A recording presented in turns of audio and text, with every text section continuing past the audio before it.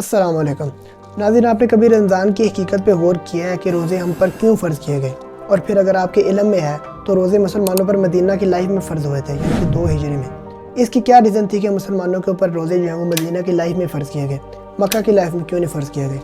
اور پھر ایک سال کے اندر 1 مہینہ ہی کیوں روزوں کا ہوتا ہے، اس سے زیادہ کیوں نہیں ہوتے یا پھر اس سے کم کیوں نہیں ہوتے؟ اور پھر یہ جو فرض روزے ہیں یہ رمضان میں رکھنے کیوں ضروری ہیں؟ ایک بندہ ان کو رمضان کے علاوہ اور دنوں میں کیوں نہیں رکھ سکتا؟ اور پھر جو آپ حدیث سنتے ہیں کہ رمضان میں جنت کے دروازے کھول دیے جاتے ہیں اور جہنم کے دروازے بند کر دیے جاتے ہیں اور شیاطین کو جکڑ دیا جاتا ہے، اس کی کیا ریزن ہے؟ اس کے پیچھے کیا وجہ ہے؟ یہ جتنے بھی کوسچن میں نے رائز کیے ہیں ان سب سوالوں کے جواب آج کی اس ویڈیو میں آپ کو میں دینے والا ہوں۔ ویڈیو بہت اہم ہونے والی ہے، تو شروع کرتے ہیں۔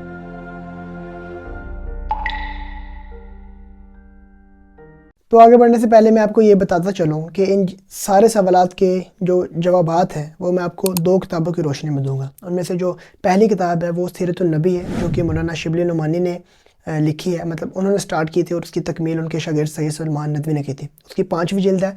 اور اس میں جو عبادات کا چیپٹر ہے اس میں سے جو روزے کے جہاں پہ وہ مقاصد اور اسرار بیان کرتے ہیں وہاں سے ہوگا۔ اور جو دوسری کتاب ہے وہ احکام اسلام عقل کی نظر میں، جو کہ مولانا اشرف علی تھانوی صاحب کی کتاب ہے۔ یعنی کہ ان 2 کتابوں کی روشنی میں جتنے بھی یہ سوالات ہیں ان کے جوابات میں آپ کو دوں گا۔ تو اس میں سب سے پہلے ہم آ جاتے ہیں رمضان کی حقیقت کے اوپر، جو کہ سید سلمان ندوی نے اپنی کتاب سیرت النبی میں بیان کی ہے۔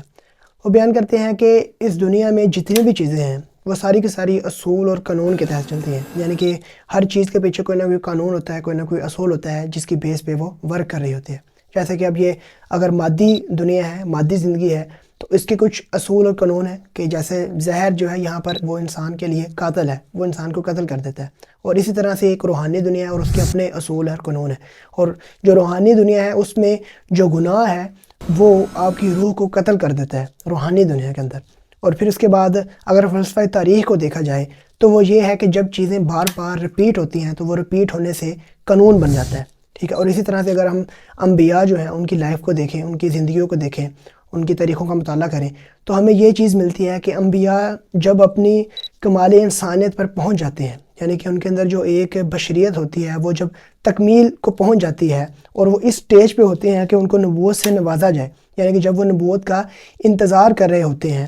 تو کیا ہوتا ہے کہ وہ ایک عرصہ تک جو ہے وہ انسانیت سے کٹ جاتے ہیں، یعنی کہ جو انسان ہے ان سے کٹ کے وہ جو ملکوتی خصائص ہوتے ہیں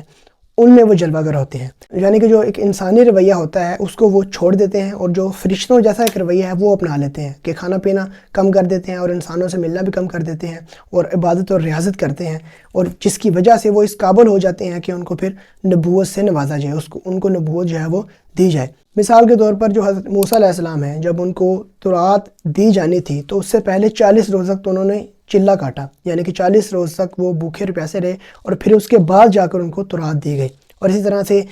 حضرت عیسیٰ علیہ السلام ہیں، ان کو بھی جب انجیل دی جانی تھی تو انجیل دیے جانے سے پہلے 40 روز تک وہ بھی بھوکے اور پیاسے رہے، یعنی کہ انہوں نے انسانی رویہ جو ہے وہ اس کو چینج کیا، پھر اس کے بعد ان کو نبوت ملی۔ اور پھر اسی طرح سے حضرت محمد صلی اللہ علیہ وسلم کو بھی اگر دیکھیں تو انہوں نے بھی اپنے نبوت ملنے سے 1 مہینہ پہلے غار حرا کے اندر عبادت کی، ریاضت کی، اور وہ جو فرشتوں جیسے خصائص سے وہ اپنائے، کھانا پینا کم کر دیا۔ تو پھر اس کے بعد کیا ہوا کہ آپ صلی اللہ علیہ وسلم کو بھی نبوت ملی۔ اب یہ جو وحی ہے یہ آئی تھی رمضان میں ان کے اوپر، شہر رمضان الذی انزل فیہ القرآن۔ اور دوسری ایک یہ بھی آیت ہے جس میں اللہ تعالیٰ نے یہ ارشاد فرمایا کہ ہم نے اس قرآن کو ایک برکت والی رات میں اتارا، یعنی کہ لیلۃ القدر کی رات جو کہ رمضان میں آتی ہے۔ اب یہاں پر وہ اس وحی کو رمضان کے ساتھ جوڑتے ہیں اور رمضان کی حقیقت کو بیان کرتے ہیں کہ آپ صلی اللہ علیہ وسلم کے اوپر جو وحی نازل ہوئی تھی وہ رمضان کے مہینے میں نازل ہوئی تھی، اور وہ وحی جو تھی وہ نتیجہ تھا آپ صلی اللہ علیہ وسلم کی ریاضت کا یا آپ صلی اللہ علیہ وسلم کے کم کھانے پینے کا۔ اور یہ چونکہ وحی جو تھی وہ رمضان میں آپ صلی اللہ علیہ وسلم کے اوپر اتری تھی، قرآن رمضان میں آپ صلی اللہ علیہ وسلم کے اوپر نازل ہوا تھا، تو اسی غرض سے ہم لوگ جو ہے وہ رمضان کے روزے رکھتے ہیں آپ صلی اللہ علیہ وسلم کی پیروی کے لیے اور آپ صلی اللہ علیہ وسلم کی اتباع کرنے کے لیے۔ اب یہ تو رمضان کی حقیقت تھی جو میں نے آپ کے سامنے پیش کی ہے۔ اب ہم یہ دیکھ لیتے ہیں کہ روزے جو ہیں وہ 2 ہجری میں یعنی کہ مدینہ کی لائف میں کیوں فرض کیے گئے، مکہ کی لائف میں کیوں نہیں فرض کیے گئے؟ دیکھیں، اسلام کے اندر جو عبادت ہے وہ روح کی غذا ہے، ٹھیک ہے۔ عبادت جو ہے وہ اگر روح سے خالی ہوتی نا، اگر اسلام کے اندر عبادت روح سے خالی ہوتی تو پھر مسلمانوں کے اوپر مکہ کی لائف میں روزے جو ہیں وہ فرض کیے جاتے۔ اور اس طرح سے کہ دیکھیں مکہ کے اندر مسلمان جو ہیں وہ اقتصادی لحاظ سے کوئی خوشحال نہیں تھے، ٹھیک ہے. اور پھر آپ کو یہ بھی پتہ ہوگا کہ سوشل بائیکاٹ ان کے ساتھ ہو گیا تھا شیب ابی طالب کے اندر، اور بھوک پیاس سے اور اس طرح کے حالات یعنی کہ مکہ کی لائف کے اندر ان کے اندر تھے. تو بہتر تو یہ تھا کہ روزے ان کے اوپر جو ہیں وہ مکہ کی لائف میں فرض کیے جاتے تاکہ اس سے ان کو فائدہ ہوتا، کیونکہ وہاں پر جو یہ نماز اور حج وغیرہ کرتے تھے تو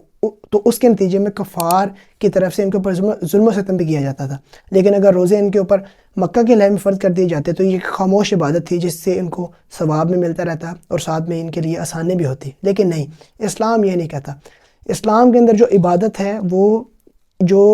روح کی جو امراض ہیں ان کو ختم کرنے کے لیے ہے. اسی وجہ سے ان کے اوپر جو روزے ہیں مسلمانوں کے اوپر وہ مدینہ کی لائف میں فرض ہوئے 2 ہجری کے اندر، جب مسلمانوں نے اپنی ایک ریاست بنا لی اور جب وہ مدینہ میں چلے گئے اور وہ خوشحال ہو گئے اقتصادی لحاظ سے بھی. تو پھر اب مسلمانوں کے اوپر روزے اس لیے 2 ہجری میں فرض ہوئے کیونکہ اب خدشہ تھا کہ مسلمانوں کے اندر جو روح کے امراض ہیں وہ پیدا ہو سکتے تھے. تو لہٰذا جو روزے ہیں وہ 2 ہجری میں مدینہ کی لائف میں مسلمانوں کے اوپر فرض کیے گئے تاکہ جو ان کی روح ہے وہ پاک ہو، اور اگر یہ جو ہے وہ گناہوں کی طرف مائل ہونا بھی چاہیں تو روزے کی وجہ سے وہ مائل نہ ہو سکے، یہ تقوی اختیار کریں. اب اس کے بعد ہم آگے بڑھتے ہیں اور اب آپ کو میں جواب دیتا ہوں کہ ایک سال میں 1 مہینہ ہی کیوں روزوں کا ہوتا ہے، اس سے زیادہ یا پھر اس سے کم کیوں نہیں ہوتے.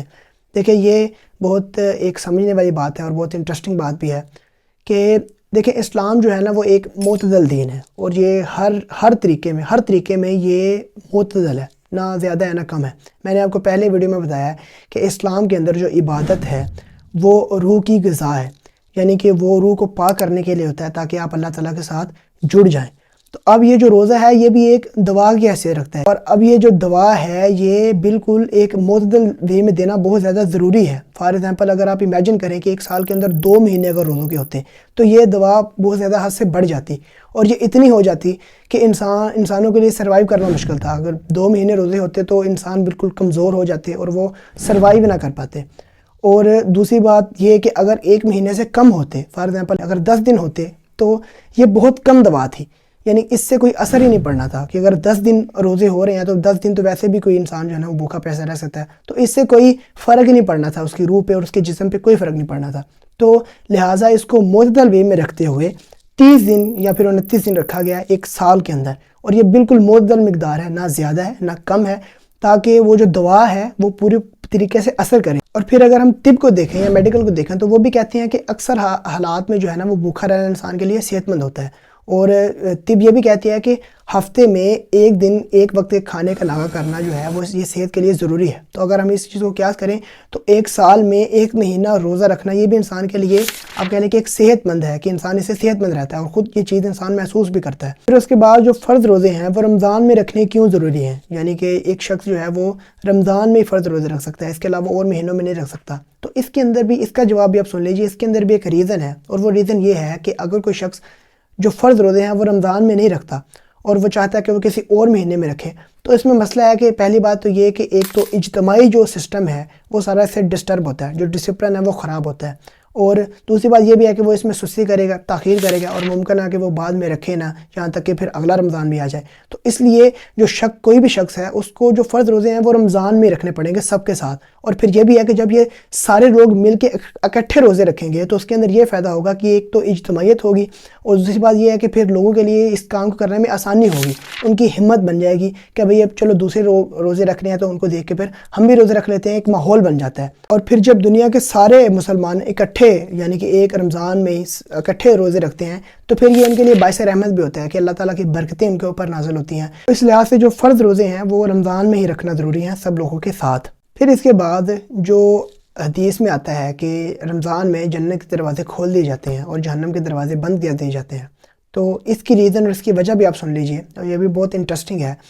کہ دیکھیں اس دنیا کے اندر جتنے بھی گناہ ہوتے ہیں، جتنی بھی بدیاں ہوتی ہیں، اس کی وجہ یہ ہوتی ہے کہ مطلب یہ ہوتی ہے کہ شکم سیری، یعنی کہ پیٹ بھرا ہوا ہوتا ہے، ٹھیک ہے، اور جس کی وجہ سے انسان میں قوت آتی ہے، اور جب اس میں قوت آتی ہے تو پھر وہ گناہ کرتا ہے طرح طرح کے.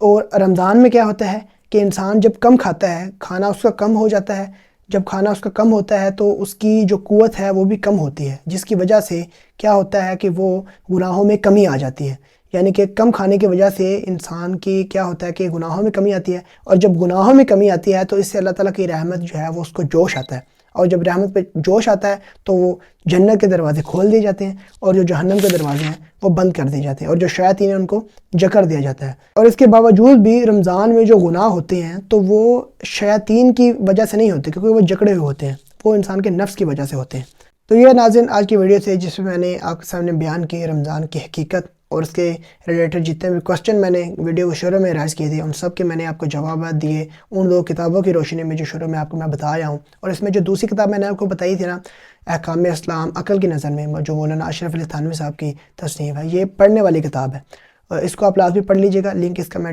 ڈسکرپشن میں دے دوں گا۔ تو یہ آج کی ویڈیو تھی، ملتی ہیں اگلی ویڈیو میں، تب تک کے لیے اپنا خیال رکھیے، اللہ حافظ۔